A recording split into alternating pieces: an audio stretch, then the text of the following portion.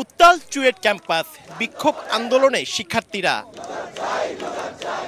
সহপাঠীদের হত্যার বিচারের দাবিতে তৃতীয় দিনের মতো ক্লাস পরীক্ষা বর্জন করে আন্দোলন করছেন চট্টগ্রাম প্রকৌশল ও প্রযুক্তি বিশ্ববিদ্যালয়ের শিক্ষার্থীরা। বুধবার সকাল থেকেই চট্টগ্রাম কাপ্তাই সড়কে গাছের গুঁড়ি, টায়ার পুড়িয়ে যান চলাচল বন্ধ করে দেয়া হয়। তীব্র গরম উপেক্ষা করে চলছে এই আন্দোলন।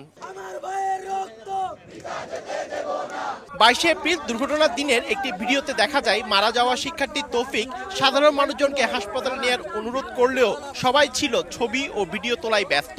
ছবি না তুলে আর তাদের সাহায্যে এগিয়ে আসলে প্রাণে বাঁচতে পারতেন তৌফিক ও শান্ত।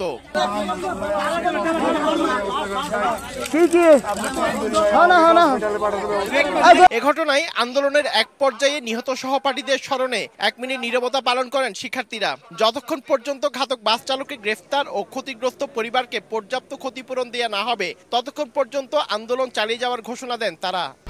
1, 2, 3 ঢাকায় জমি জিতে নিন 100% ক্যাশব্যাক সহ 20 কোটি টাকার পুরস্কার।